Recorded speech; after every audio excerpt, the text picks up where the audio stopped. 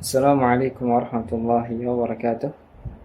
بسم الله والصلاة والسلام على رسول الله، أما بعد.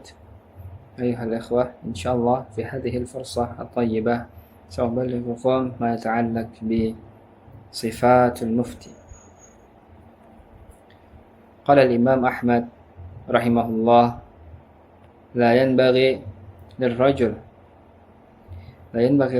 أن ينصب نفسه للفتية حتى تكون فيه خمس خصال. الخصلة الأولى والثانية: أولا، أن تكون له نية صالحة، فإن لم تكن له نية لم يكن لكلامه نور. ثانيا، أن يكون له علم وحلم ووقار وسكينة، فالحلم زينة العلم وجماله.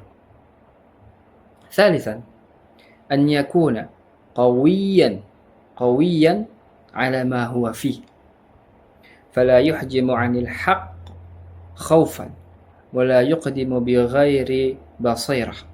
رابعا، الكفاية حتى لا يحتاج إلى الناس. قال ابن القيم رحمه الله: إذا احتاج العالم إلى الناس فقد مات علمه وهو ينظر. خامسا، معرفة الناس وأحوالهم، فإنه إذا لم يكن فقيها بأحوال الناس تصور له الظالم بصورة المظلوم والمحق بصورة المبطل.